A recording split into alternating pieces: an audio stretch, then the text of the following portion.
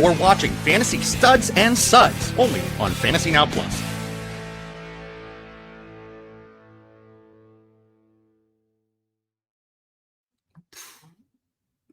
Welcome, everybody, to episode 16 of Fantasy Studs and Suds, brought to you by Fantasy Now Plus and the Finns Talk Sports Network. I am the Fantasy Nobody, Jeffrey Crisp, and alongside of me is my co-host, CJ Pudge LePage. Our segments today will include Fantasy Studs before the ADP, players we are targeting or willing to take sooner than their current average draft position, Fantasy Leagues. We're going to deviate from that. We're going to speak with our guest, James Cook, not the running back from Buffalo. Fantasy Priority, Beyond the Three. We continue our series on players that go beyond the third option on NFL teams.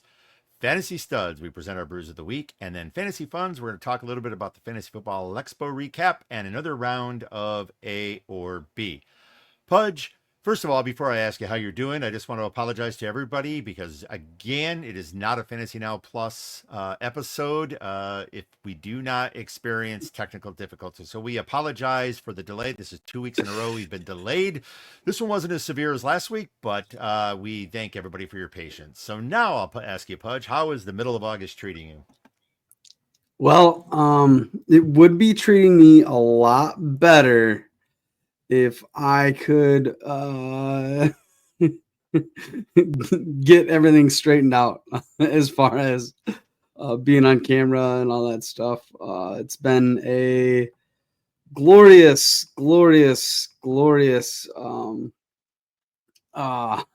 day today. And then now this. So we tried to go live, but we couldn't get out of the recording studio. We had to go out, go back in, and we are here. We're here. We are live. We are ready to go. Jamie's here. Jamie, I apologize. I apologize so much for last week. I didn't make it right on time. I didn't make it at all. Big thank you to a friend of the show, Andrew Hall. He really he carried my host, my co-host, for a little bit of it, and then they both carried me. So thank you. Well, Jamie, it's glad to see you again. I was happy to see you at the near the end of the show last week. Talking about a show that's starting late. I don't think we kicked that off until about 20 minutes to 4. So I was very appreciative to see you on there. I have to echo the sentiments of my co-host, Andrew Hall. We are very appreciative for him being on the show last week. It was an excellent conversation. He and I had a chance to talk before the conversation or before the episode as well as afterwards. And I'm certain we will see him again on a future episode. But it was a really great conversation from the Fantasy Football Expo. And we'll talk a little bit more about that here near the end of the episode. Now, yeah, for me also, I wanted to state that, this has been a great run of episodes. Like I said, we do joke about the technical difficulties that we experience, and but for the most part, we get these off, and we are able to have individuals like Jamie, who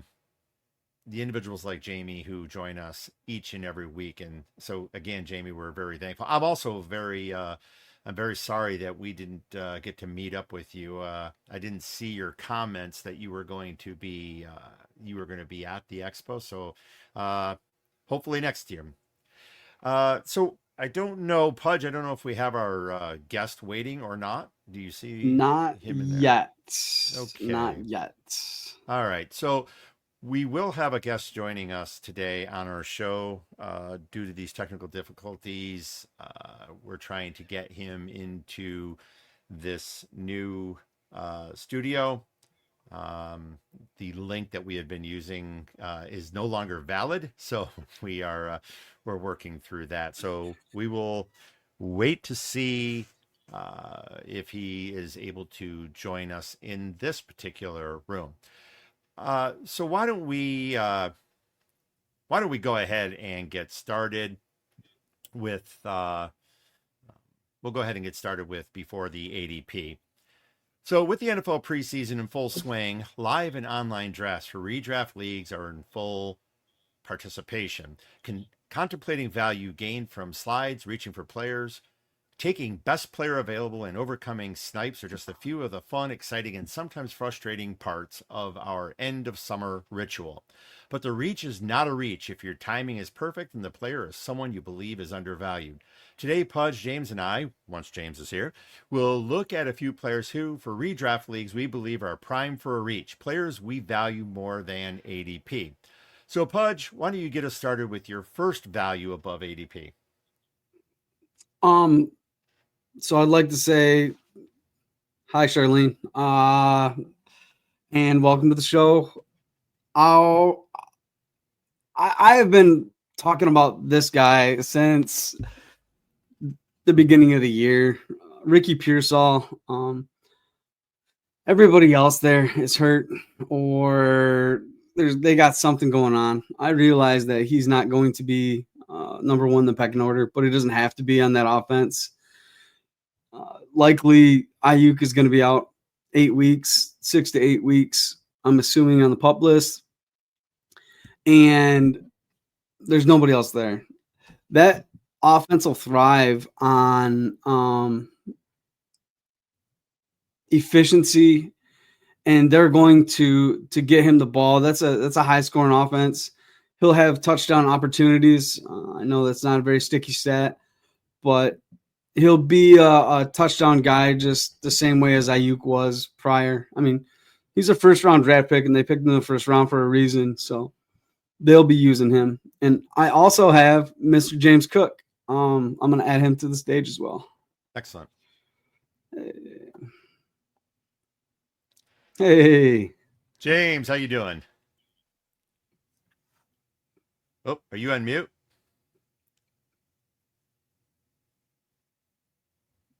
Oh, we're not getting sound for you. Can't hear you, sir.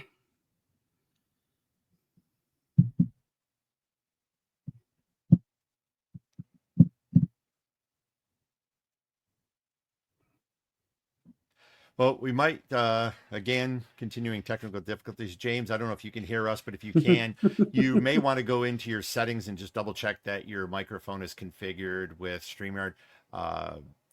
It should be near the bottom of the window. So why don't you give that a quick look while we continue to talk about Ricky Pearsall. So for me, when it comes to San Francisco, I mean, there's a lot of confusing information, at least for me, when it comes to the San Francisco receivers between Ayuk and Jennings, as well as Pearsall. It's hard for me to really understand who is going to be number one. And I heard, like you've said, I've heard you talk about Pearsall all off season. I know you're very high on him. I'm very confused, and it almost makes me want to avoid San Francisco altogether. Now, that's not realistic, especially if one of these guys is available in a very solid position. But I really, this is where I would really like to reach out to our friend Jabber, Jeff Abercrombie, because he is a huge San Francisco fan, and he lives in the Bay Area, and he'd be able to provide us some insight on it as well. James, do we have you now? I don't know. Do you? Yes. Yeah. Hey, here we are. Okay. So let me. Sorry. Yeah, I just had to perfect. switch to my microphone and my camera. Apparently. Okay, that's perfect. All right. Well, let me circle back and let's talk about. Let's introduce James here. So. James is an award-winning sports journalist, fantasy football player, and fellow avid beer enthusiast. So we are going to welcome James Cook. He's a senior sports writer for the Traverse City Record Eagle. So James, welcome to Studs and Suds. For 50 years. Sorry, I just had an ad pop up on mine. But it was So for Miller welcome. time. That's appropriate, right? It is Hey, appropriate. with that new multi-million-dollar contract, you can probably get a pop-up blocker, right? I would hope so. Yeah, I haven't seen any paperwork on the extension yet, so I don't know. My agent hasn't been returning my calls. So, James, we are definitely thrilled to have you here today. So, we just started talking about before the ADP players that we are taking before their average draft position, and we just started talking about Ricky Pearsall. I'm not sure if you want to throw anything in on Pearsall, or should we move on to the next player? I mean, I think Pearsall is a pretty solid option. The San Francisco wide receiver room is pretty up in the air and kind of a mess. Who knows what Brandon Ayuk is going to bring this season? They got rid of Debo. Every other wide receiver, it seems like they brought into camp, is on IR already.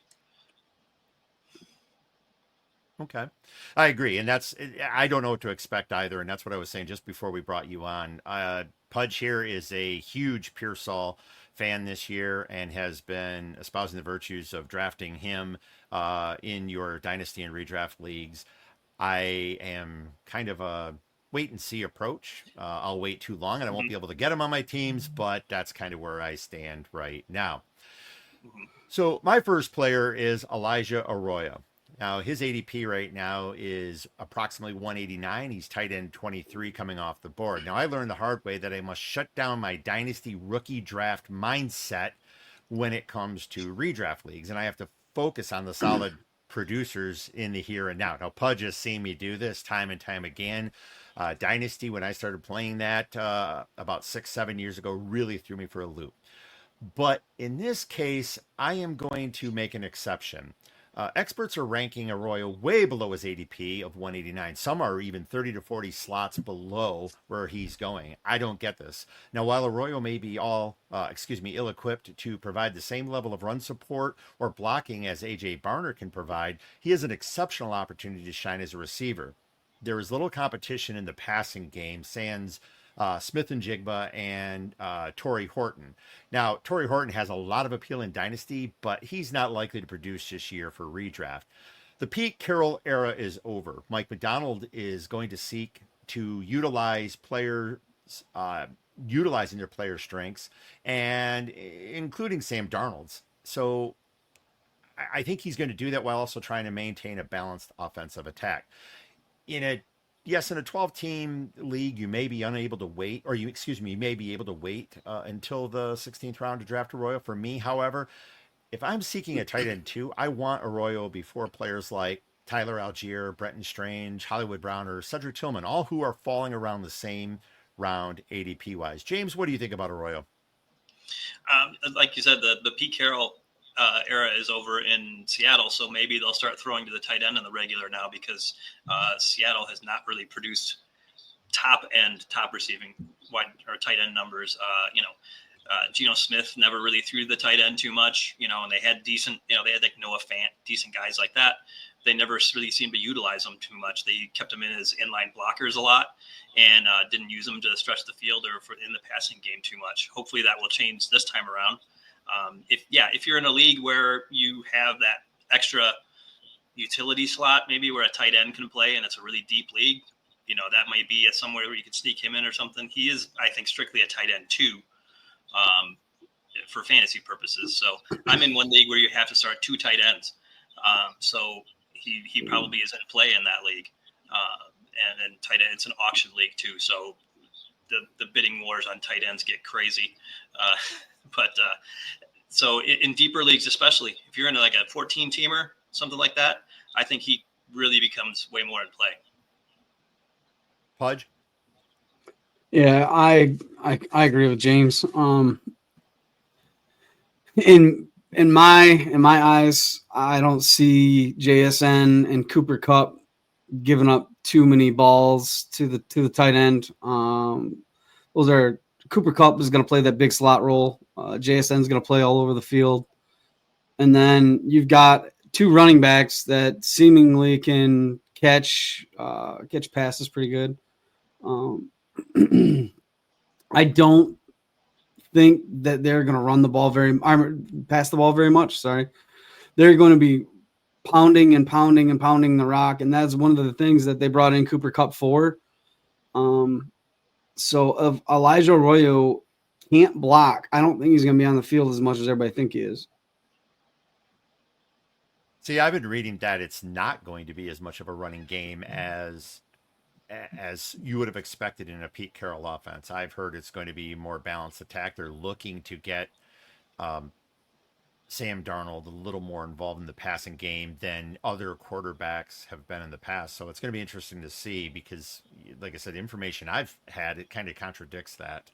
But in any case, I still think Arroyo is definitely a solid tight end 2 in redrafts. Um, I don't see a lot happening with Cooper Cup. I think he's going to provide some stats, but I think we've talked about that before. I think his days are numbered.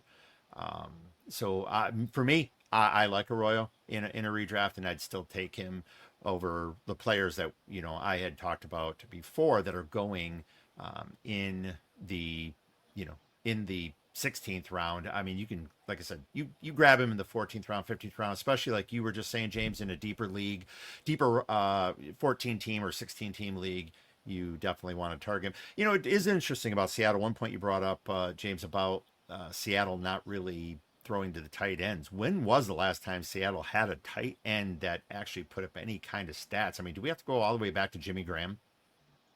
I think you do, to have somebody who is like seriously fantasy relevant from week to week. You've had some guys that have put up some numbers here or there, Fant and guys like that, but not anybody that's been a consistent week to week guy since Jimmy Graham.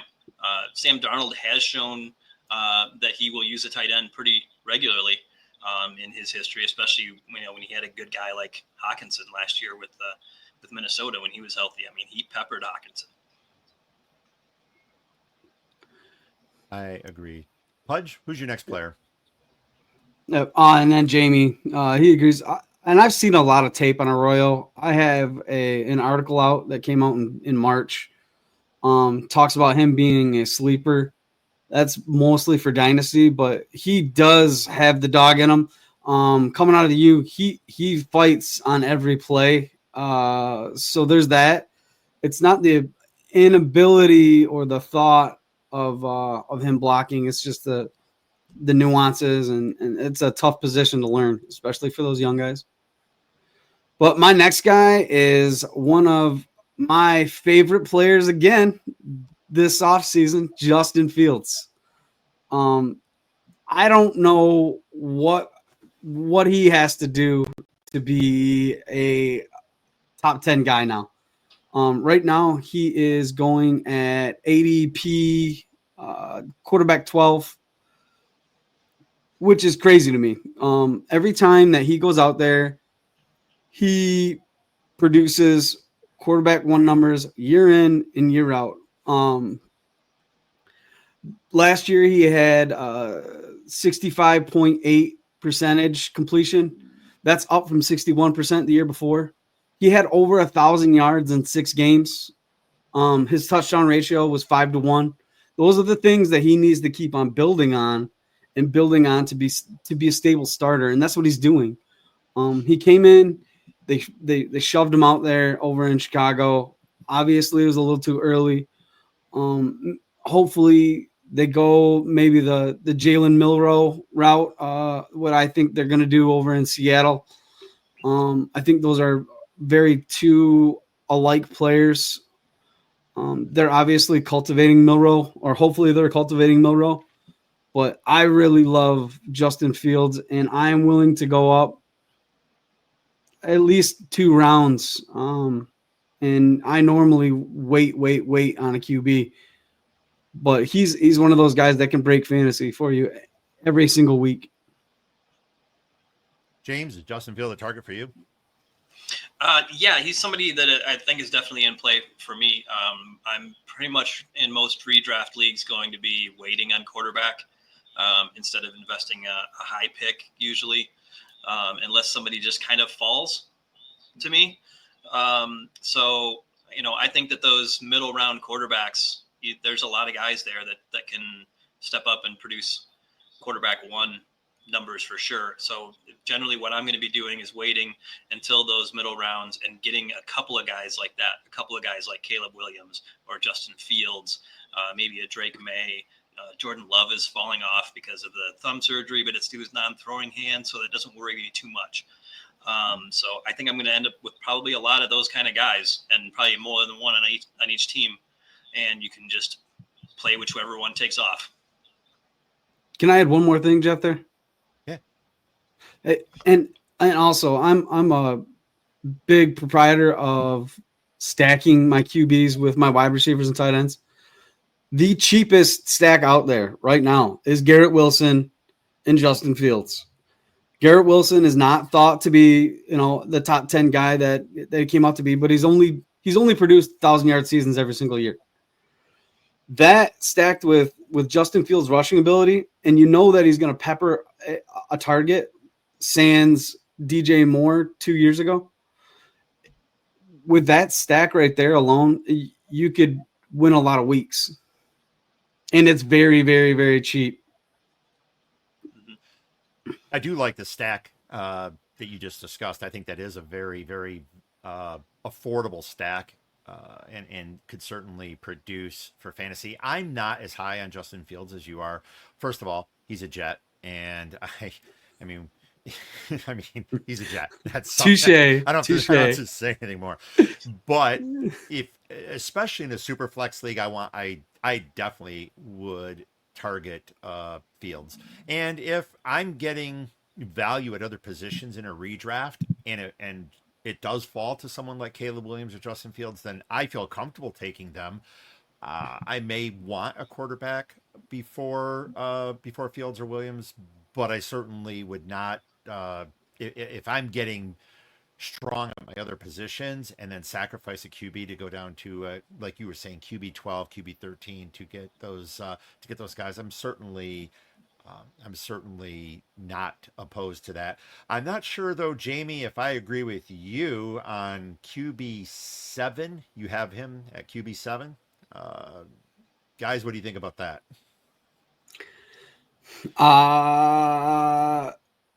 Yeah. I mean, I'm with it for redraft purposes only, not absolutely. I think he could be top 5. He has the ability to be top 5. Let's say that. Mm-hmm. He's a Jet. So, anything else before we move on? James, on Justin Fields? I mean, there is a nice floor there with him with the rushing ability. So I think he's one of those safe picks if you wait. You're getting a guy with that pretty decent floor because he's pretty much going to run 40, 50 yards every week. So that's a nice little bonus there in his game. And yeah, he's going to go to him a lot at wide receiver. He's going to pepper his number 1 guy. So. Yeah, and that's pretty much all they have in the Jets right now, anyway. In that offense, outside of they have pretty good running backs, but in the passing game, they really only have one established guy. Well, if they can get the running game going, and if they can get some of the newer guys like Mason Taylor and I'm drawing a blank on the name. Pudge, help me out. I can't remember the name. Doesn't matter. If they get some of the Josh Reynolds players, not Josh Reynolds. He's their number 2 wide receiver right now. I am not one of the Lions fans that is sore on Josh Reynolds, but we won't even go there with this one. And Justin, I agree with you, unless James you want to, but Justin, exactly.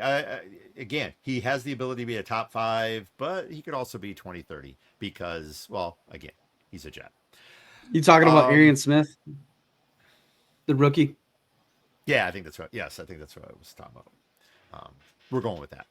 My last player is Kyren Williams. I will quickly mention that Williams is going early round 3. Now, depending on my first selection, if Williams is available mid-round 2, I'm taking him. Now, again, that's not a huge difference, but in those early rounds, that's a big difference. And he appeals to me more than Chase Brown or Bucky Irving, the latter, who is going to be sharing the ball with Rashad White, no matter what anybody wants to believe. You'll have people out there who think that Irving is going to be the bell cow who's going to have 90% of the carries. Not going to happen. So I'm going to take Williams. And so the fact Rashad White's hurt. When did he? Okay. So, hey, I'm a little bit late on my information. But, okay. So go ahead and regale us with the information on Rashad White. How badly is he injured? He should be out at least until week 2, 3. Okay. That's what it looks like. But it's not looking too good for Rashad White. Looking like Sean Tucker for the first part of the year, at least. We'll see. I did not know the information. It That's what I j- get for being behind on my news. But It just okay. happened this week, so Yeah. Yeah, I've been a little bit busy this week dealing with all that real life crap that gets in the way. So, a little Well, catch Rashad up from White the can be one of expo. those guys that you buy the dip for. yeah. Everybody Yeah. else is So, gonna back off of him. So you might be able to get him late, get a deal. There's a couple other running backs like that I like this year that everybody else is kind of backing off on, and I'm gonna swoop in there and get him as like my running back 4 or something, depending on how far they fall. But guys like Najee Harris, Joe Mixon, they're still gonna get the ball. They're gonna sit out all preseason with these little injuries, but that's going to be good for them at their age and their workload that they've had over their careers. So those are going to be guys that are going to be getting the ball a decent amount when they're healthy. So if you can get them deep on your running back bench, perfect. agreed. We'll agree 1 out of 2 there. 1 out of 2. I love Najee, not so much a Mixon fan anymore. Yeah. And Mixon is just that guy that, he's not a sexy pick, but he just produces. He just gets you yards. Back in the day, it was Vincent Brisby. It was like my guy that I would take in one of the last rounds of the draft. Remember him? Just every year, 700 yards and 7 touchdowns sitting on the end of my bench. Somebody that I could plug in, and I knew I'd get something. Right. Well, that's why I think with, again, so if Rashad White is only going to be out a couple of weeks, sure, Bucky Irving will get the bulk of the work. White will be back, and at some point, the point is, I'll take Kyron Williams all day over Bucky Irving, and that's from my perspective. James, how do you feel about Williams? Williams is a workhorse. They just gave him the big contract, the money. They're going to use him. He had the highest usage rate, I think, in the NFL last year, by far. Like, it wasn't even close who second was. And I don't see them changing that much. They may give a few more carries to some of those other young backs that they have here and there, but they're paying Kyron Williams, so they're going to use him. I think that I would take Kyron Williams over Bucky Irving every time, just because once Rashad White comes back, he's going to get carries. It's not going to be a complete committee or anything like that, but it's not going to be Bucky Irving being the workhorse and getting 25 carries every week. It'll maybe both of them be one get like 18 and one gets 12 or something. But I think I envision Tampa Bay as being more of a committee than people think. Yeah, and I think with Williams in LA, McVay has demonstrated that once, unless you fall out of favor, he's sticking with you, and he is going to run you, and he's going to run you. You fall out of favor, everything changes. But until that time, he is a one-back coach, and I think that's the big difference for me, and that's why I don't understand why he's falling to round 3. Pudge, you were gonna. Mm-hmm. No, you guys hit the nail on the head there. There's not much I can add. Okay. All right. So many sites publish rankings and current ADP. Other sites publish the works of our guests. So, James, tell us a little bit about your involvement with the Traverse City Record Eagle and the Northern Michigan sports scene in general. Well, I've been here at the Record Eagle since 2003.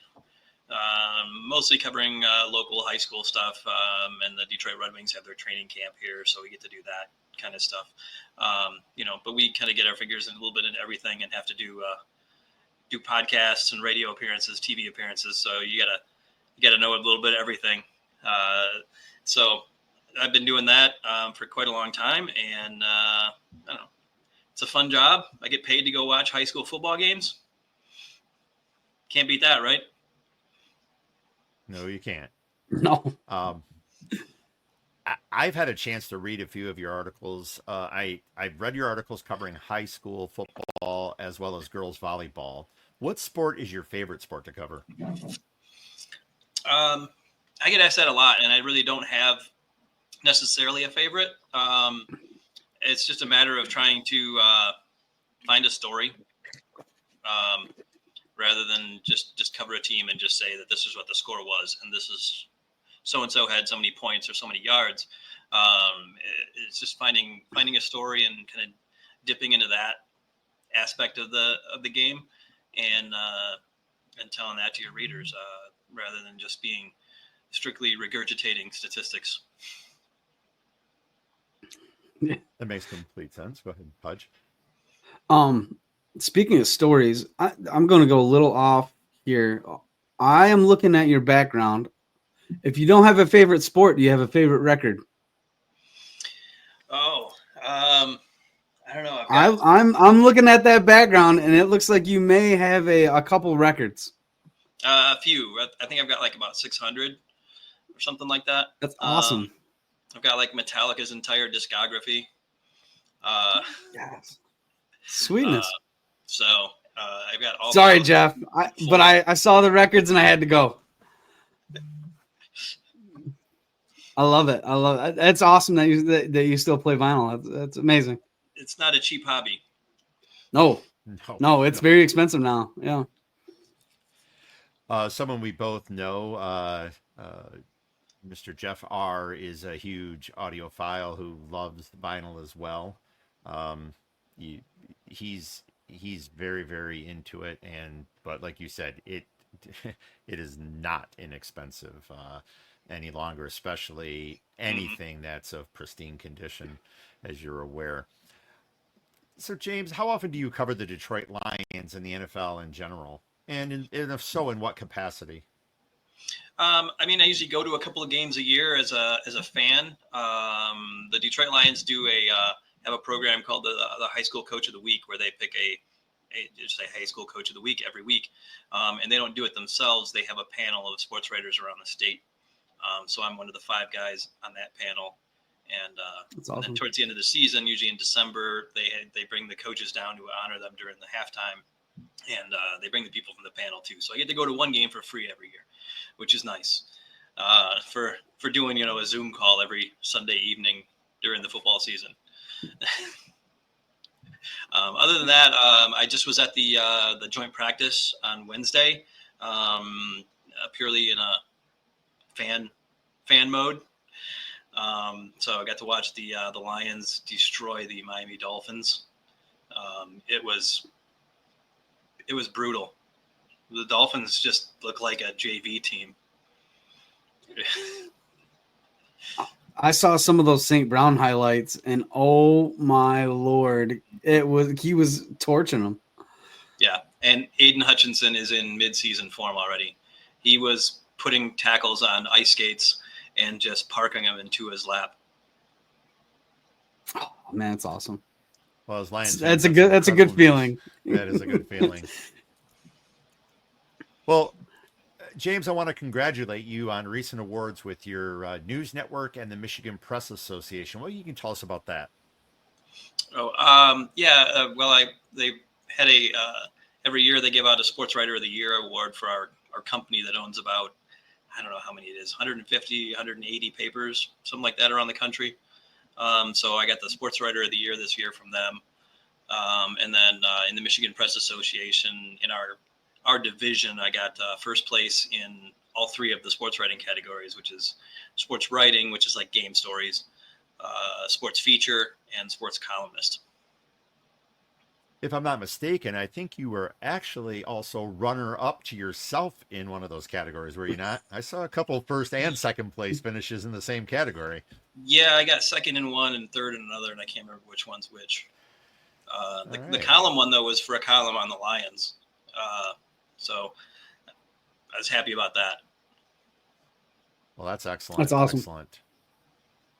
So you and I played in a fantasy league that disbanded, I think the next year. It was 1 year.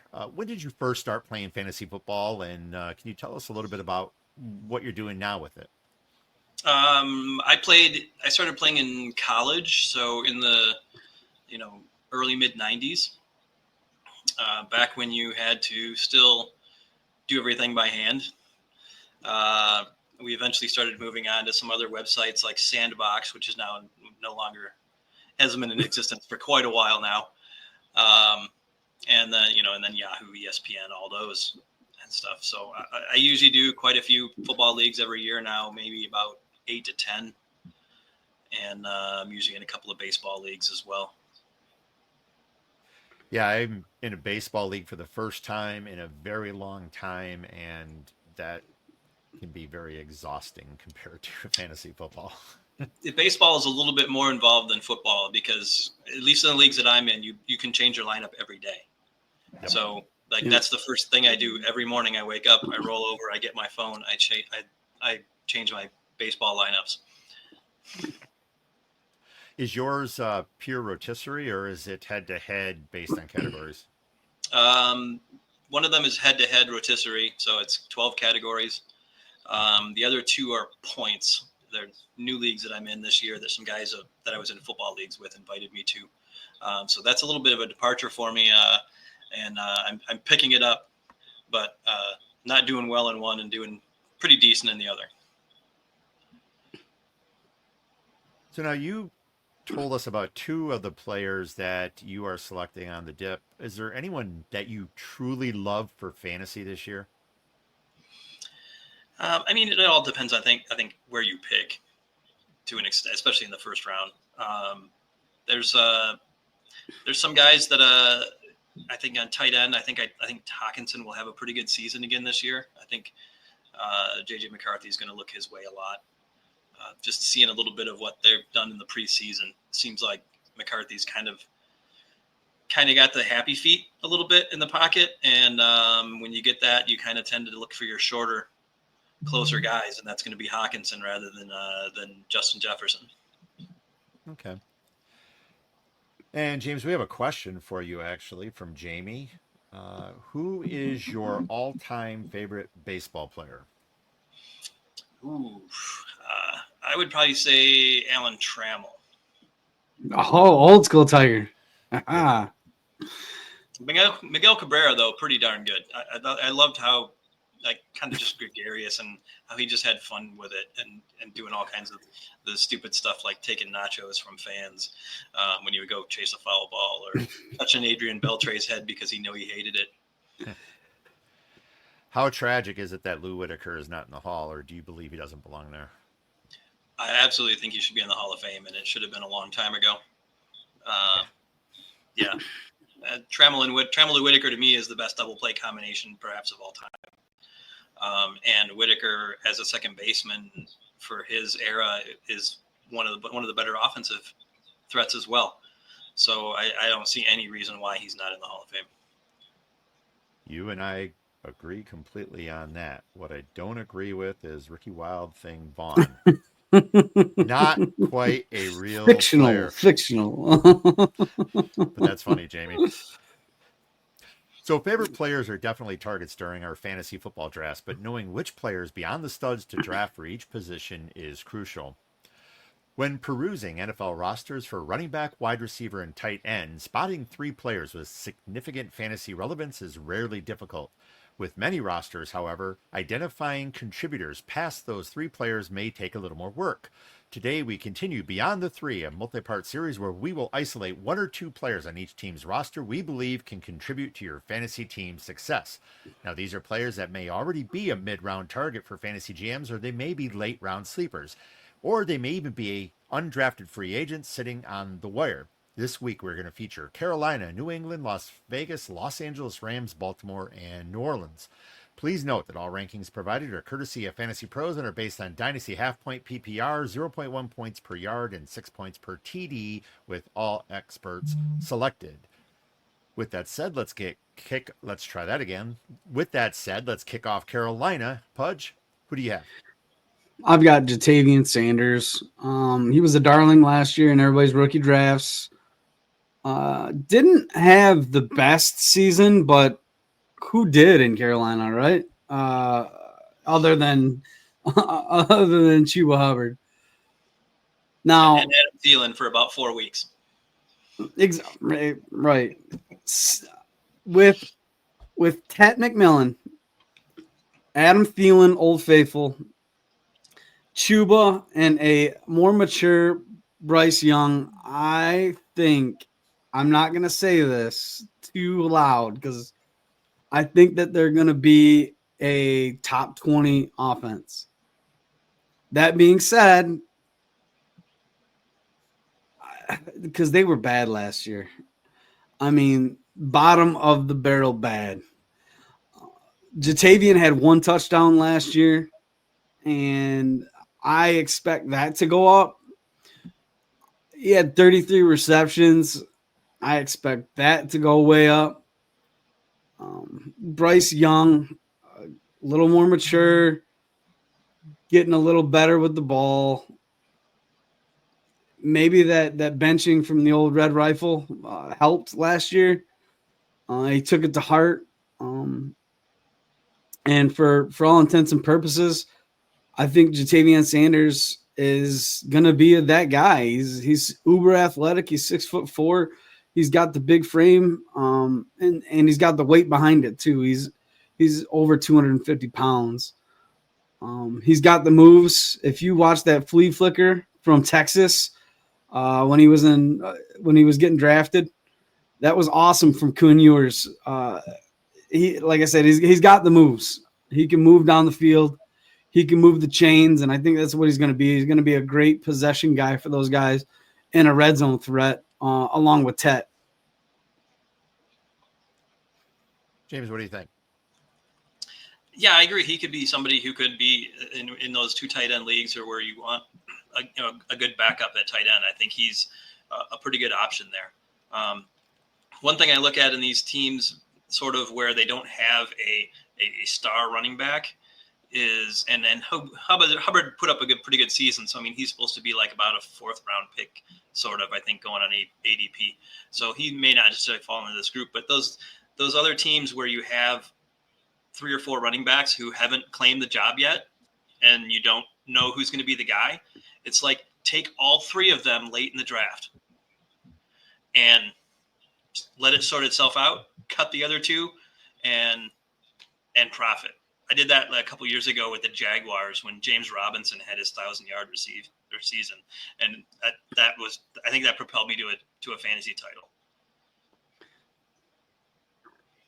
Well, for me, I like Sanders. I like Sanders late in redraft. He's definitely going to be. And he's tight end 24. Yeah. So I think, well, I'm talking about from a redraft 24. That's in the dynasty perspective. In a redraft, I don't know where he's landing in redraft, especially with ADP, but there's a chance that he's going to be on the wire in dynasty. Going in the 16th round, I'd take Sanders. We've talked about Sanders before on our episodes, and we're both solid on Sanders. I agree.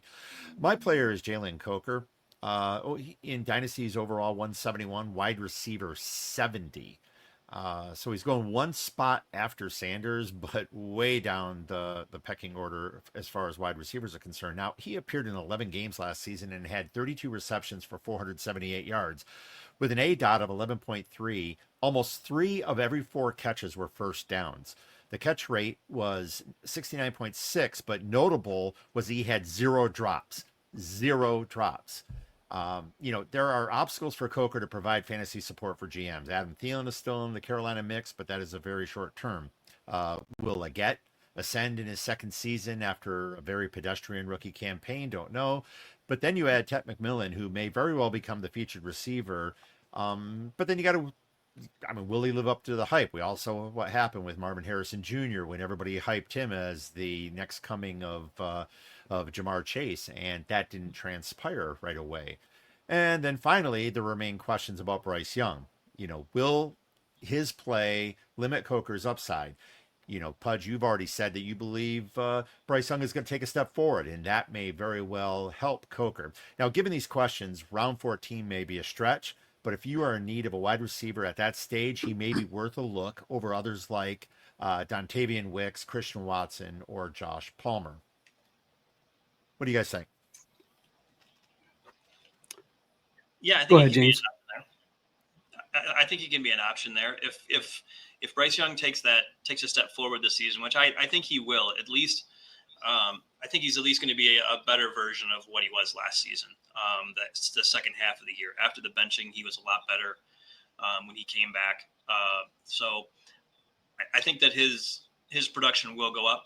from last season. Their offense will be a little bit better. They've got Chuba Hubbard. They've got some pretty decent depth behind him at running back with Dowdle. They've got the younger ETN and the guy they drafted in the second round last year. But I think he's coming off injury, and I'm not sure when he's going to come back. But so they got a pretty decent deep running game. So I think that the offense as a whole should be better than it was last season. They've got some other wide receivers or other running backs. Other wide receivers on the team. I mean, they've still got Xavier Legette. They have Hunter Renfrow, I think, on their roster right now, which I completely forgot that he changed teams. He didn't play at all last year. Yeah, he was absent from the league. So we'll see. I don't have much to say about Jalen Coker. He's a guy to me. He's a Jag. He filled in for Adam Thielen when he was hurt, but they didn't have anybody else to throw to. They're down in games. So, I mean, they're going to be down in games again. But with Tet and Legette and Thielen and Sanders, Coker will be it'll be tough sledding for him to get out there and get some balls thrown his way. Yeah, I feel bad for him because I think he's a good player. I really do think I think he is a very good possession wide receiver, but I don't see him getting on the field with all of that draft capital out there. Agreed. All right, why don't we start off with New England, Pudge? Oh, I'm a big Ramondre Stevenson guy this year. I know everybody is loving themselves some Travion Henderson after that kickoff return. Let me repeat that. It was a kickoff return. He's playing special teams. He's not going to be running the ball every single play. He's a new shiny toy for Josh McDaniels, which is great. But Josh McDaniels is a firm believer in veteran players. He's always going to gravitate towards those guys. They got an upgrade in offensive tackle with Morgan Moses, who was a Jets free agent. I know I said Jets, yeah, but he was one of their best linemen. And then they drafted Will Campbell out of LSU. He will probably I think he's going to go the Penei Sewell route, and he will be at either right guard, right tackle right away. And then they brought in Garrett Bradbury, who was a Vikings free agent. That offensive line is a massive overtaking, and they probably won't show a big improvement the first month of the season, maybe the first 6 weeks. But after that, when they start to gel, because the run blocking takes time for those guys to communicate, learn each other's nuances. Once they get that going, that offensive line is going to be nasty. And there's going to be a lot of room for him to run. He's a big dude. And I know he had a few fumbles last year, but Josh McDaniels is going to rely on Ramondre big time. James? Yeah, I think Ramondre could be in they have the rookie who has got all the hype now and everything, but Ramondre is the incumbent. If he doesn't have the ball security issues, he's going to get the early down work. So I think he's a pretty good stable floor guy that you're going to get some production out of if you put him in there every week. The guy I like for the Patriots is, and he's a number one guy, but he's going so low in drafts, is Stephon Diggs. I mean, I'm looking at ESPN's rankings right now. He's 77, the wide receiver 39. He's a number one wide receiver on his team.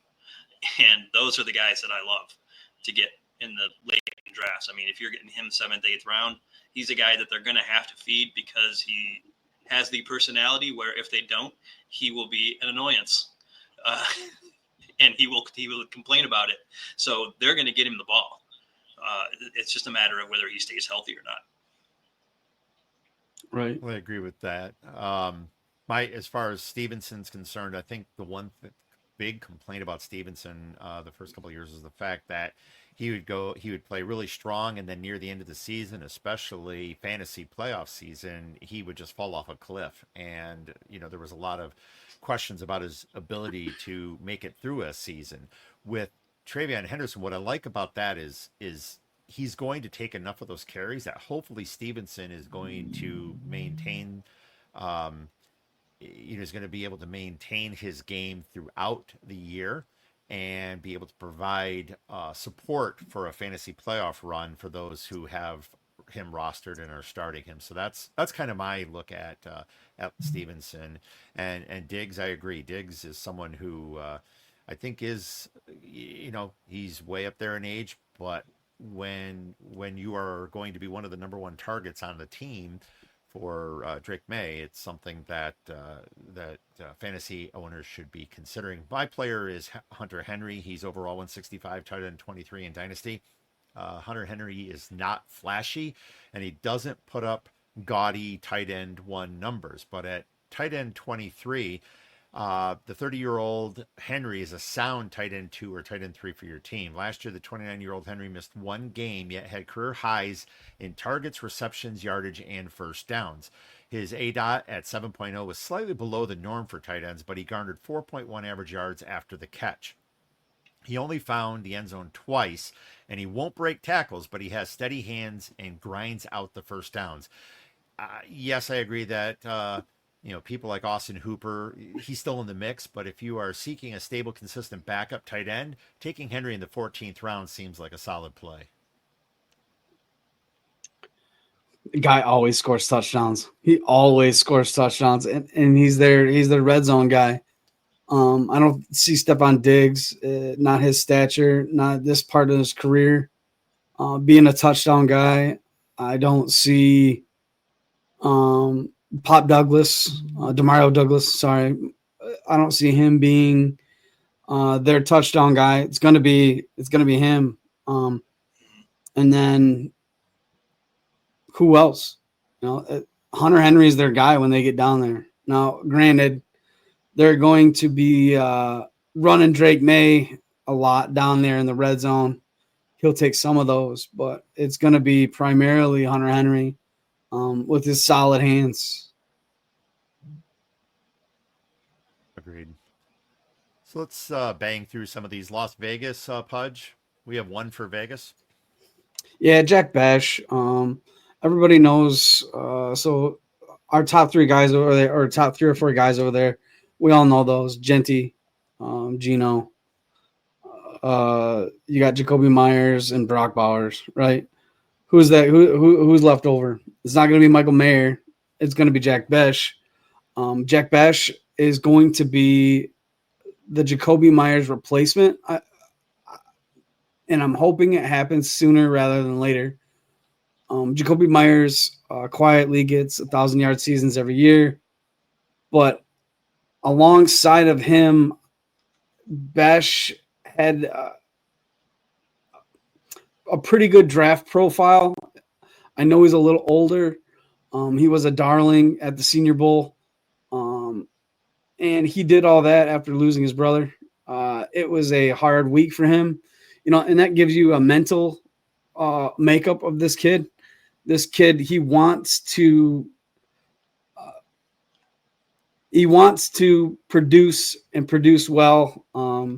TCU, they got a lot out of him, and I think he's the next man up. If Jacoby goes down, he'll be a great stash because nobody out there is catching balls besides Bowers, Myers, and probably Genty.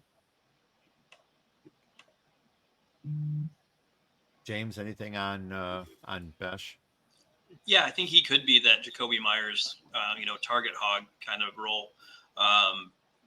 Where Myers is going, I like him too in a PPR, especially in a full PPR format, just because he's, that catch a pass for 8 or 9 yards. all the time kind of guy. Like he just piles up the receptions. Usually doesn't score a lot of touchdowns, but in a PPR format, he can be pretty valuable. The guy I guess would be Dante Thornton on that team as a real deep, like last round or free agent type of guy. But he's 6'5". He's going to be maybe that red zone target that they really don't have in Myers or Besh because they're not those huge guys. But like you said, Geno can run maybe a bit in the red zone. They got those two tight ends that are both pretty good in the red zone. But I think as far as wide receivers, Thornton is that big guy who could maybe not have a whole lot of catches on the season, but have a decent amount of touchdowns. Well, I think especially you're going to see so much double and triple coverage on Bowers. It was the same way, how the Lions, a lot of, people handled Laporta after his amazing rookie season. You started seeing a lot of double coverage, and that's going to free up somebody. Somebody's got to be in the end zone, and it can be very similar to I'm drawing the blank on the name of the Tennessee receiver who Calvin Ridley. It's like Westbrook the receiver who. Yes, thank you. Yeah, it seemed like every other reception he had was for a touchdown. It was pretty amazing. I can't remember where he went. He went like 7 weeks in a row. He plays for Miami, I believe. Miami, yeah, I think he is Miami or the Bucks, one of the Florida teams. Yeah, but that was great. Los Angeles Rams, Pudge. So all the balls are taken, right? Puka's gonna get them. Devontae Adams gonna get them, and Kyren. I don't see Higbee being much of a person, so I'm gonna go with Blake Corum because if Kyren misses any time, and he will, Corum's gonna have to step in. I know Jarquez Hunter. There's a lot of hype on him, and I actually been into the hype a little bit. For Dynasty, I love him, but next year, I believe if Kyren misses any time, Blake Corum's going to run in and he could win you a season if Kyren's out for the rest of the season. But not much standalone value. So, I mean, as a handcuff to Williams, I absolutely love that pick. If you can get him really late, depending on how deep your roster is. If you're in a shallow bench league, you wouldn't be taking him. But if you're able to roster numerous players, having him as a handcuff to Williams is definitely a smart move. Baltimore Ravens. I love Isaiah Likely. He has standalone value. Last year, Mark Andrews went down, and he had to miss I think the first 2 or 3 weeks of the season. Isaiah Likely stepped right in there, and he was tight end 1.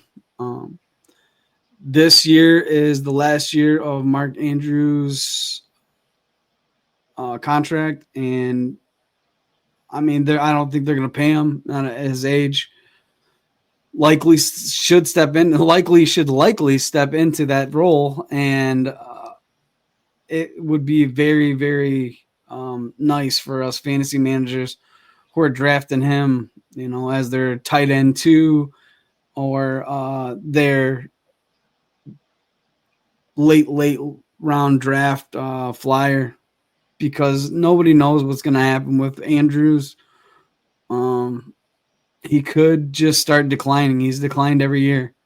The past 3 years. So if he declines anymore, he's not going to be too useful. He'll be one of those guys where the young buck just comes up and takes his starting spot. James, how likely you to take Likely in the 12th round or 11th round? Excuse me. I don't know about taking him there, but I don't dislike the player. I think they are starting to move away from Mark Andrews. They haven't re-signed him to an extension, so I think it's the writing is on the wall that he's on the way out. Isaiah Likely is on the way in as their tight end, and in that Baltimore offense, the tight end is gold. So I do like Likely as a player, and as a dynasty guy, if you could possibly still get him, he would be pretty good down the road too. Their bye week is week 7, so drafting both of them maybe not a great thing unless you have a deep enough bench that you could draft somebody else to play that week 7, or just sign somebody for that 1 week and just stream a guy for 1 week. But having both of them is something, if Likely slips, that would be a pretty good pairing to have. So if they, at the beginning of the season, if they just start going away from Andrews, you play Likely. Well, if you're in a redraft league where you're starting 2 tight ends, I mean, it's a unique approach, and I could see it working, especially as I'll talk about in a minute when it comes to the stats. But I think in a dynasty redraft, if you're getting Likely in round 12, that's a good hit. I think that's a good pick at that position. My player is Rashad Bateman, overall 145, wide receiver 64. Bateman had career bests in targets, yardage, and first downs, and his 9 TDs more than doubled his TD total his first 3 seasons.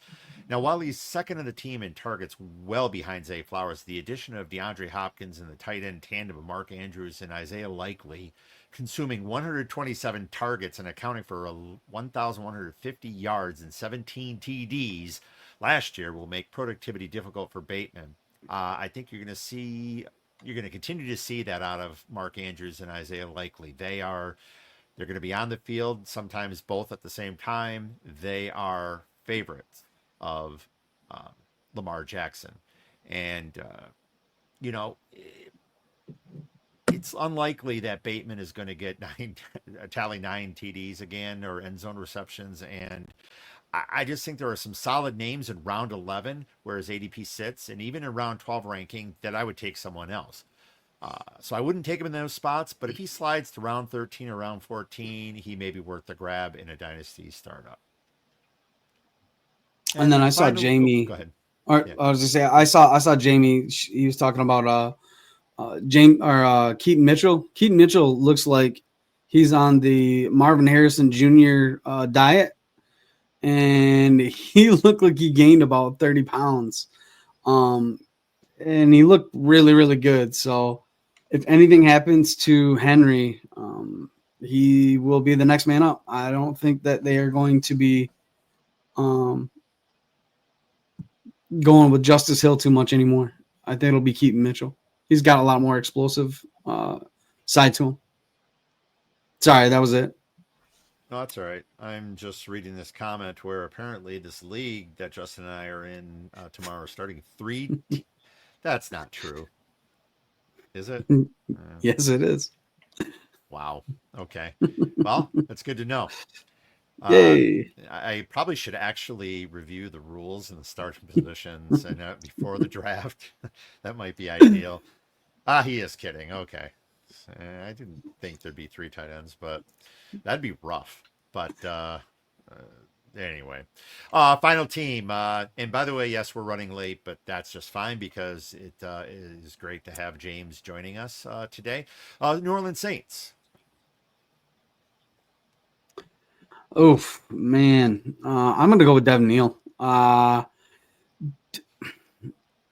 Devin Neal, to me, could likely be the Kamara's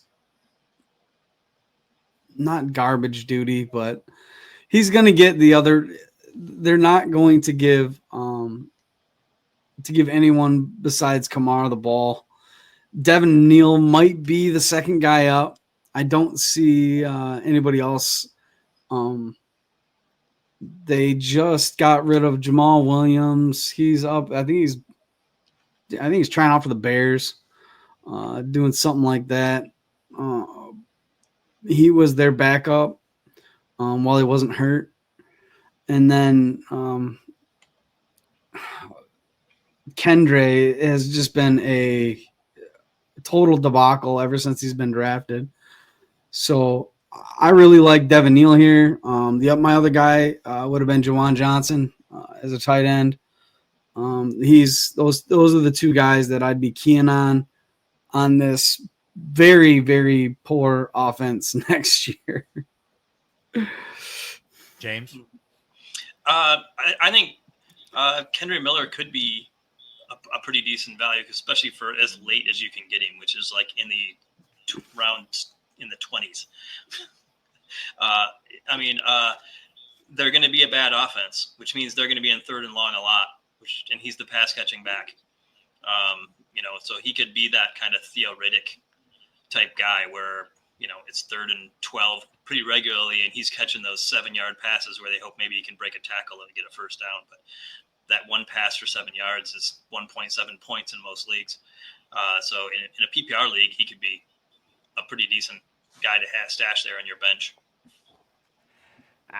For Dynasty, I mean, other than Olave, I just don't know. I want anybody from the New Orleans Saints. I mean, that's just amazing because for years, you were looking to the Saints for, for quality fantasy players, and it's hard to really. Again, Jawan Johnson, yeah, Olave. Let's hope he's healthy and Shaheed, maybe Shaheed, best ball. Yeah. Other than that, it's really tough.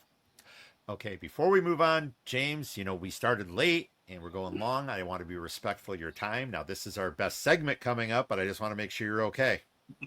I'll be all right. Okay, all right. All right, for fantasy GMs, many lesser rostered players can provide, can get us into that. They can get us into the group. Many craft beers can also provide the beer lover something hoppy or something smooth. So let's suds up. Craft beer is great, but responsibility is first rate. If you are not drinking at home, I don't know why I have to try to rhyme all the time. I got to stop doing that. But I know that's why you were laughing at me. But anyway, if you are not drinking at home, please have a plan for safety. Responsibility is 100% your responsibility. If even 1 ounce you imbibe, not 1 mile should you drive. I just did it again. Pudge, what beer are you enjoying today? Well, I have a Sierra Nevada. Oh, you can't see it because I have some my green screen. Green screen. I've got a hazy IPA.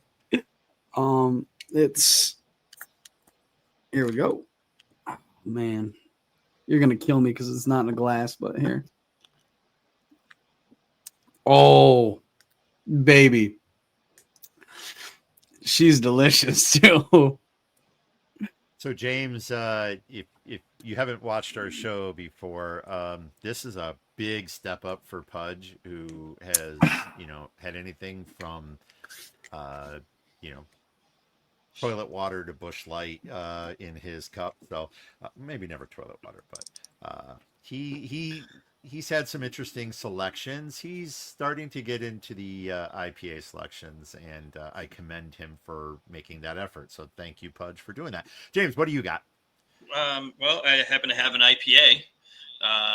This is called Strata Out of Hopton from Starving Artist in Ludington. So it's an IPA with Strata hops, and should be pretty good. I've just kind of looked at my beer fridge and seen what I had that was a little bit different, but it's an IPA. Really good. If you haven't had Starving Artist, they don't make anything bad. No, I love Starving Artist, and I definitely want to get more of that. We lost Pudge. Oh, Pudge is back. And, I know you're a huge craft beer fan. I also know you're a member of the 10K Club on UnTappd. So, cheers that you're drinking something local in Michigan. My beer this week is not local. It's from Avery Brewing in Boulder, Colorado. It's a beer called Highliner Hazy IPA. And it's coming in at a modest 6.0 ABV. What now? So Jamie said, I got a nice THC, smooth and calming. That's a future show. That may be a future show, Jamie. Especially if we get full legalization around the country, we'll bring you that show. But so anyway, this Michigan, beer, though. like I said, well, it is in Michigan. I agree. So, Pudge, James, cheers. Yeah. Yes, we are going to Taxman tomorrow. So after our draft, where I'm apparently drafting 3 starting tight ends and 2 backups, we are going to go to Taxman to celebrate those draft selections. So I'm looking forward to Taxman. I love Taxman. There's a couple Taxman is others we've great. talked about, so it's really good. So Yeah, I went Cal- there. really, Yeah, I went So- there last year, but went at the Lions Colts game. I think it was. Okay. there's some. Go ahead. No, you go ahead, Pudge. I was say, do you ever go down to the combine over there in Indy for the paper? No, we're way north in Michigan. We just went down there to Indy last year for the Colts game. Me and some friends. Oh, okay. Oh, that wasn't a work. Made a Okay. weekend of it, and no, I don't cover the Lions much in person. I mean, I covered the Super Bowl back in '06 when Detroit hosted it. Went to training camp once or twice. Yeah, it's quite a hike from Traverse City. Yeah, it's a 4-hour drive to Detroit. So Yeah, I used to be you're a fan of it. Oh, Charlene, I am definitely looking next year. She says next year I'm bringing some Cali IPAs to the expo. Definitely, definitely. You need to hook us up with some of that. So I know there's several beer shares that happen at the expo. We're going to talk about that in a minute, but yeah, definitely. When it comes time to do the chats, either on Discord or on X, we'll definitely have to discuss meeting up, and we'll trade you some of our quality Michigan brews for some of those IPAs. Mhm. So, and let's see. James, I met you around 8 years ago in a small brewery. That's how you and I actually met. It was somewhere in the Traverse City area. I cannot recall the name of it. I'm sure you might remember. It was a little bar. There was brewing that happened. I don't remember, but if I'm not mistaken, you also brew your own beer. Yeah. Up until recently, I was actually the president of the Northern Michigan Homebrewers Guild. So I had, due to time constraints with work and everything, I kind of had to give that up. But I still go to the meetings and brew beer and all that stuff. So yeah, so you guys were talking about THC one time. A friend of mine had me brew a beer with THC in it for a party of his a couple of years ago. There was a lot in there. He had me put a lot in there. I had like a couple of sips, and I think I was asleep at 8:00. There are many nights where I need to get to sleep. Maybe I need some of that brew. Then that would be excellent. All right. So, and Justin, shout out to Charlene, guest on Tuesday's show this upcoming week. Once again, Sweet. Fantasy Now Plus has a lot of excellent shows between our articles on fantasynowplus.com and the shows that you can see here on YouTube, as well as Spotify, Apple Music, and YouTube Music. We are going to have numerous shows once the season kicks off. So there's a full slate. Go to fantasynowplus.com to check out what shows are streaming when. And again, all shows can always be replayed on the aforementioned sites. So Suds at home are exceptional, but not as exceptional as mingling with some of the greatest broadcasters, analysts, and fans in fantasy. The Fantasy Football Expo was held last weekend in Canton, Ohio. For Pudge and I, this was our second expo. I won't speak for Pudge, but attending the expo is an incredible experience for anyone who loves fantasy football, whether a fan, an analyst, or even award-winning sports writers. Pudge, how would you describe your weekend? Winning. That's what I'll describe it as, winning. So I took third in the poker tournament. I will showcase my Jamar Chase signed helmet that I won. Thank you very much. That is why I actually was not available for the crowd, for the masses last Friday. I also got to take the IDP trophy home from last year that I won. We're gonna run it back this year. So it was I don't know. My arm hurts from carrying all this stuff. I don't know. what I gotta do to let the fantasy nobody win some stuff, but I heard that there was an extracurricular poker tournament that you may have lightened some pockets with, sir. Well, first of all, it was incredible playing this year in the unofficial start of Fantasy Football Expo, the Icebreaker tournament sponsored by Football Guys. Last year, you and I both busted out early, which led to Very Angel early. Hall and you icing me, which is something I never want to do again. And then this year it was incredible. You and I both made it to the final 13. I think or no, excuse me, 12. I finished 12th, and you went on to that third place finish. So it was an incredible experience. I'm glad that you finished third. To have us, go that long was great. As far as the game that went on later that night, there was an excellent tournament. I'm not going to mention the person who was sponsoring that game at their Airbnb, but it was several players, and I did phenomenally well once I actually woke up. So I fell asleep on at the the couch. table. You fell asleep on the couch. I fell asleep at the table, which did not please a couple of the people who were there. And there were some big names, big analysts who were present at that game. So they got pissed off at me. So I just woke up and took their money. It was a blast. It was a lot of fun.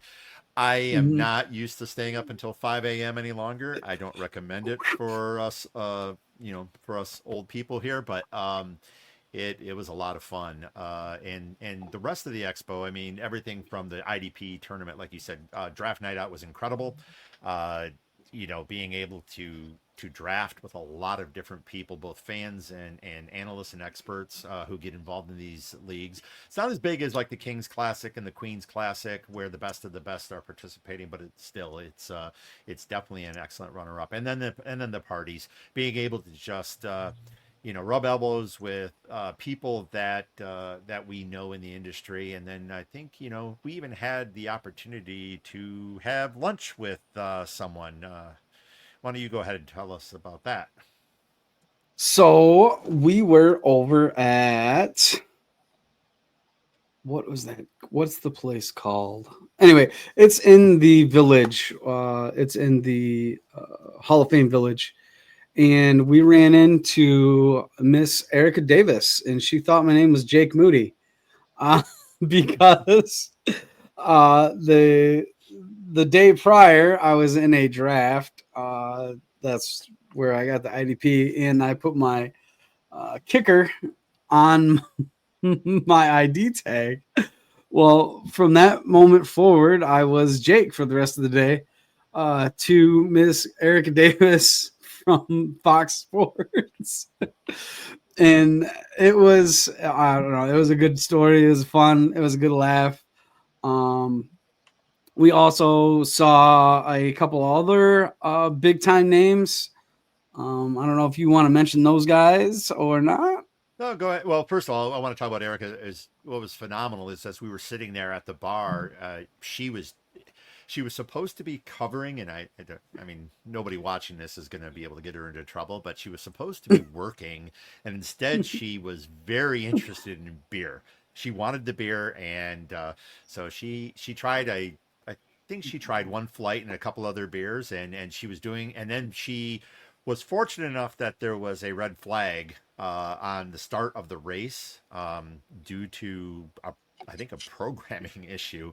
So she was very excited to get those extra few minutes. Why don't you go ahead and talk? We also saw Lindsay Rhodes. I think we got her. Lindsay Rhodes with her. Yeah. I don't know if you know this guy, Bob Harris. Harris. Bob Harris was there.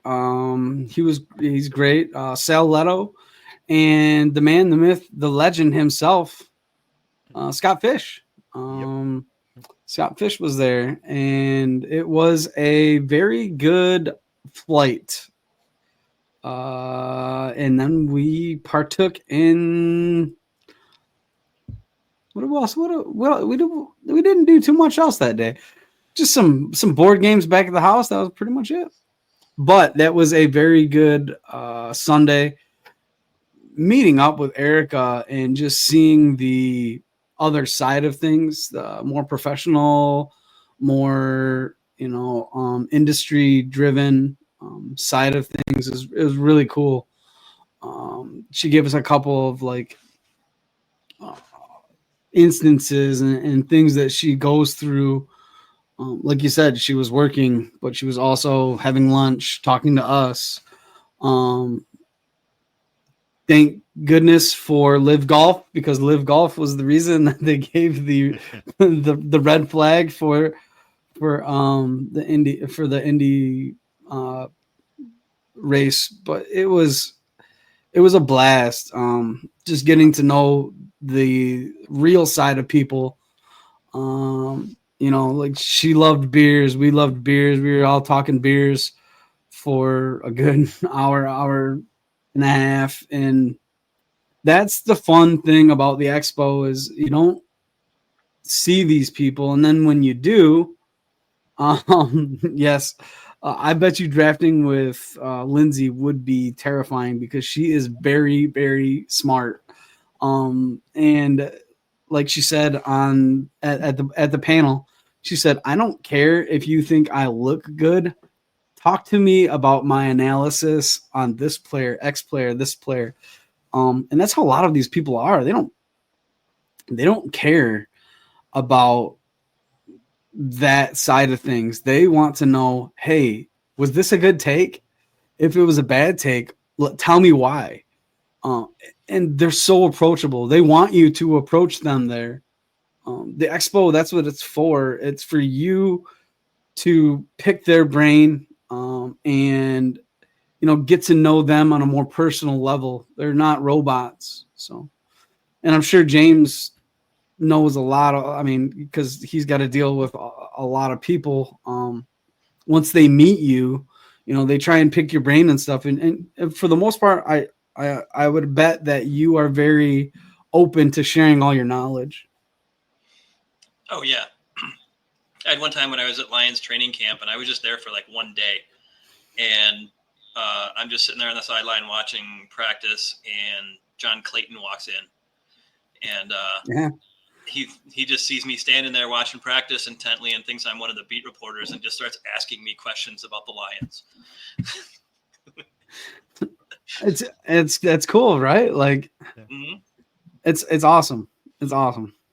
Well, it's incredible because everyone there is so approachable. It's the one thing about about that expo is you realize that every expert, every analyst, they want they want to talk with you. They if you're just a fan and you love fantasy football and or football in general, if you show up there, these experts, these analysts, these broadcasters, they will speak with you. They will answer your questions. They will have a drink with you. They are, Yeah. they are. It's an incredible community. And I was going to ask you, James, have you been to the expo before? I have not. No, I usually take a couple of weeks of vacation in the middle of the summer, and so I'm usually coming off of vacation like right before high school football starts up. First practice of the year and everything, so I can go hit those and everything up here. But and I think it's like the week after that. So it'd be taking a lot of time off in a short period of time. It's funny because Sounds great though. that same comment resonates with a lot of people in your same position where their schedules just simply don't allow for them to partake in the expo during the summer. And again, a lot of them have children. The expo have been in the early part of August for the longest time, and a lot of schools start. I mean, here in Michigan, Yeah. schools start a little bit later in the year, where a lot of other places they start earlier in August. So a lot of parents are unable to take that time away. Well, next year the expo is the last weekend of July. I think they're targeting the end of July moving forward.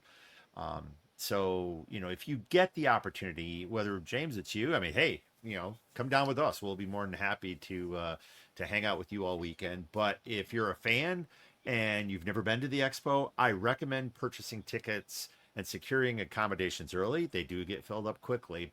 But if you if you go down there and you just start talking to people, you will not regret it. All right. Since we're way behind, we might also get farther behind. Do you have 5 more minutes, James? Sure. Okay. So we're going to do our last little piece here, which is A or B. I will present 2 options, and Pudge, James, and I will decide for each of us which option we'd prefer to take. Are we good to go? Best. Go ahead. All right. First, A or B. A, and this is probably more towards Pudge than it would be your James, but A, Scott Fishbowl live draft, or B, Fantasy Football Expo. Expo. Why? Final answer. Okay. I loved it. It was great. I had a great time. I loved it. This is a hard one for me because of my involvement. I am involved with the Scott Fish Bowl on a couple different fronts, including coordinator of the Michigan Live, and I love what Scott Fish Bowl represents, Fantasy Cares represents, and the good that they do in on behalf of many charities. But the Fantasy Football Expo is just so. It is so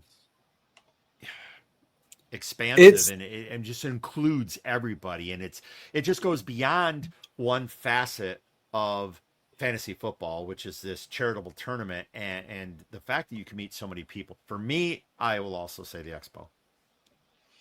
I would say Expo too, even though I've done neither of them because you had me at beer. Well, somebody had, Jamie, more booze and more drafts for the Expo. That is true. There's a lot more going on. We may see some different things now that We had a 6-hour draft. Oh, that was way too long. Way too long. Why would a draft take 6 hours? Was it an auction? IDP. It was IDP, but it took a lot longer than the year full before. Team IDP? Yeah. Here's the thing. It took so long that the organizers of Draft Night Out left. They said, "You're on your own." and we weren't taking a very long time. Everybody's picks were going along pretty good. So, by the way, James, jot this date down: Saturday, July 11, 2026. The Scott Fish Bowl 16 live draft in Michigan will be held that day in north of Detroit at Rochester Beer Co. I'm sure you've been there. I know you've been there. In Rochester. I've been to the brew house. I've had a lot of their beer, but I don't think I've been to the brewery. Well, okay. You're going to be there Saturday, July 11, 2026. That very well could be because that's a different weekend than it normally has been the last couple of years, right? It's moved around, earlier. But yes, yep, it's a week earlier. So it usually falls on this. It always falls on this weekend that I go to this giant craft beer party in Lake City with a whole bunch of people from around the state of Michigan, and everybody brings the craziest beers they can find for a year, and we just drink barrel-aged beers for 2 days. Oh boy. Okay. Oh, I may have to go there instead. No, it's. I think that we have to figure out a way. We have to get Michigan beer enthusiasts, and there's a lot of them, to come up with a way that we can combine beer and charity the same way that Scott Fish Bowl does with fantasy football and charity. So let's talk about that later. But we're going to get you signed up. By the way, if you are interested, registration for Scott Fish Bowl 16 is available now. Go to scottfishbowl.com/apply.php to register for your chance to get into Scott Fish Bowl 16 next year. That's either the slow drafts or the live drafts. But if you want to draft and you want to be a part of an incredible charity event, a tournament that is worldwide, again, scottfishbowl.com/apply.php. Next, A or B, standard rusher rules in Dynasty. Do you want A, Bucky Irving, or B, Rashad White, Isaac Tesla, and a 2026 round 2? Pudge, you go first. I get Bucky Irving or the other? You get Bucky Irving or B, Rashad White, Tesla, and a 2026 round 2. And this is I'll Dynasty. take Bucky. I'll take Okay, Bucky. you're going to take Bucky. James? The taste law on the pick is tempting, but I think I would probably stick with Bucky too. Bucky's going to, even if it's a committee, Bucky's going to be the big part of the committee over Rashad. And I know a guy who knows Rashad personally. Oh, well, hey, get him on our show. This week we got James Cook on the show, so now we need now we need Guy who Rashad knew White Rashad White in college. Yes, I'll go Bucky Irving as much as I like Rashad White, I do, but I got to take Bucky Irving here. I don't know what to expect from Tesla. That's not the purpose of the show. We can talk about that some other times, James. But and the round 2, we're gonna have to because we gotta speed it up a little bit. Yeah, well, I can talk about Tesla for a long time. We're good. Yeah, we're good. Okay. Third, A or B. In a redraft superflex league with standard scoring, would you rather have A, Jamar Chase, or B, Josh Allen? I will James, take. Go ahead, Pudge. Oh, no. No. Guess no, first. Okay, James, go ahead. You're going to make me go first, too. Okay, so Jamar or Josh Allen? And this is a redraft superflex league. Redraft? Scoring. It's a redraft and a superflex. In a super flex, I would go Josh Allen, just because it's super flex, and it depends on the scoring system a bit. I would definitely not be disappointed to have Jamar Chase. For poos and giggles, we'll say 4-point rushing TD or 4-point passing TD, 6-point rushing TD, 1 point for every 10 yards, or 0.01 for every 10 yards. Yeah. Standard scoring. Yeah, I think I'd go Allen. But, God, you can't miss on either of those two guys. I think, and only because it's super flex. If it was a standard 1 QB system, it's Jamar Chase all day. Oh, right. Yeah. I'm taking Chase. I'm taking Chase personally. I wouldn't blame you.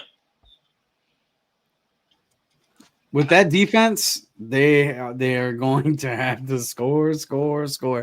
And from what I saw, it's just preseason. Don't get it twisted. But from what I saw this preseason game, they are already midseason form. That offense. Yeah, that second game of the preseason that was ridiculous. That was ridiculous. It really was. I probably go Allen here. Only because first of all, is it a third round reversal? What's going? Who am I going to get at 20? If we're talking about a 12-team league and I'm at 24, am I going to? You know what? I'm going to change my mind. I'm going to go Chase. If it's standard scoring, the rushing quarterback isn't as important as it would be if there are, points for first downs or right. I standard scoring. I'm going to change my mind. I'm going to go Chase because there's going to be enough. The pocket quarterbacks have a much more significant role. And so you can get enough quarterbacks at 24. And even if it's a third round reversal and I don't get the pick until 36, I got to remember standard scoring. So many of these leagues now are not standard scoring. It throws me off. Standard scoring, I'm going to go Chase. All right. And then the final A or B, Traverse City Cherries or B, Leelanau Peninsula Wines. James, you go. Jeez. Now I got to throw somebody on the bus locally? Okay. If you ever come to the National Cherry Festival, one of the dirty secrets of the National Cherry Festival is that the cherries that they serve there are not from Traverse City. They hold the festival too. They hold the festival too early, so it's before the harvest. So the cherries that they sell at the festival are from Washington. Wow! Mind blown. Wow! But they wanted to do the they do the festival during the 4th of July week to get the holiday rush of people. So economically, it makes sense. Ideologically, it does not. Wow. I would say, both are fine choices. I would say Leelanau County wines, though. There's some pretty good, and I'm not even a wine guy, but I consider Leelanau County wines are pretty good. The ones that I've had. Pudge? I can't. Hey, how can I disagree? James is he's throwing people under the bus. I have to go with him. I don't even know. I mean, I just figured they were last year's cherries somehow preserved. I mean, I guess now that I think about it, that's really disgusting. Stupid. It's called wine. I never. Yes, it is. They were frozen and then thawed. I don't. That's ice wine, which is delicious, by the way, if you can get some, but it's very expensive. Nobody's icing me in any way, shape, or form. I love Traverse City cherry. Okay, so my wife loves cherries and she loves wine, but we're talking about me. I love wine, and I love lamb. I love lamb. Next to That escalated quickly. Loud noises. One beer in and we're but anyway, I mean, I will tell you, anyone who's not familiar with Northern Michigan wine, yes, I'm not going to say we can compete with Washington or California. We are the next best. But we can compete. We can compete. Incredible wines that can be had from the Leelanau Peninsula, and therefore, I'm going to go the wines. I used to drink wine a lot more. Actually, I used to drink wine a lot until I found UnTappd, and that just kind of got me beer centric. But I'm going to go with the wines. Okay, James, where can people find you on social media? I'm on Twitter at JamesCook14. I have Instagram, but I don't use it a whole lot. I mostly just kind of share golf videos with some of my buddies off of Instagram and stuff, and post very rarely and just kind of see what everybody else is doing. Facebook, standard Facebook, and then the Traverse City Record Eagle has, our website. We have a Facebook page for the sports section. I'm on another podcast called Not the Same Old Lions, which is the hat here. We do a couple of episodes a week during the season and periodically during the off season too. So we're going to be doing our fantasy football episode. We're going to be recording that Sunday evening. Sweet. Well, hey, if you ever need a guest, you know where to find us. Yeah, possibly. I guess we have a possibility of having somebody on from the fantasy life, but I'm not sure who. Like they reached out to us about being on the podcast, which I'm like, okay. Oh, nice. Very nice. But I don't know if that's happening or not for sure. Oh, that'd be a great cat. We requested Kendall. That'd be a good one. I am FF LePudge on X, and I am FF LePudge at FantasyNowPlus.com on Blue Sky. And you can find me at ffcommish_YIS on both X and Discord, and ffcommishYIS.fantasynowplus.com on Blue Sky. I want to thank the audience for listening, and a special thank you to James for spending time with us. Thank you, James. It was a pleasure having you here with us. Yeah. Our next episode will be Friday, August 22 at 3 p.m. Eastern and noon Pacific. Catch up on episodes of Fantasy Studs and Suds and your other favorite Fantasy Now Plus shows here on YouTube, YouTube Music, Apple Music, and Spotify. Follow Finn's Talk Sports Network here on YouTube. Follow Fantasy Now Plus on Discord, TikTok, Blue Sky, and subscribe to this channel here on YouTube. Until next time, for Pudge LePage, I am the Fantasy Nobody, Jeffrey Crisp. Be good, be kind, be responsible, and cheers. See ya. Thanks for listening. Be sure to like and subscribe wherever you watch or listen to podcasts. We'll be back next week for more ways to win your league.